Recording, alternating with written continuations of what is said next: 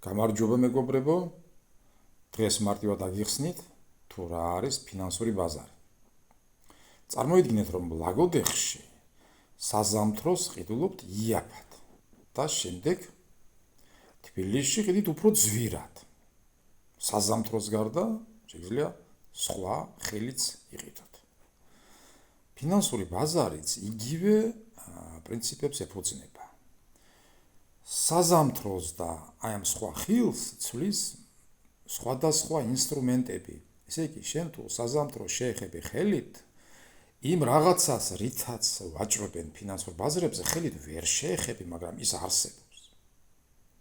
შენ თუ დადიხარ თბილისსა და ლაგოდეხს შორის, მას ჩაანაცვლებს ონლაინ პლატფორმა. არ გაქვს არსად სამოძრაო, ხარ ერთ ადგილას.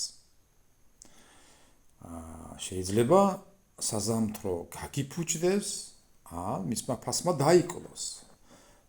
ეს მოგცემს თავისთავად ზარალს. ანალოგიურად ხდება ფინანსურ ბაზრებზე, იქაც ინსტრუმენტების ფასები იცვლება, ხან იკლებს და იქაც შესაძლოა მივიღოთ დანაკარგი.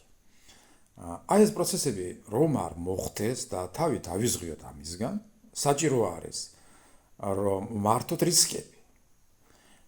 რისკი რომ მართოთ, ამისთვის არის საჭირო პროფესიონალურ დონეზე უნარ-ჩვევების ჩამოყალიბება. საჭიროა გამოცდილება და ძალიან ბევრი პრაქტიკა.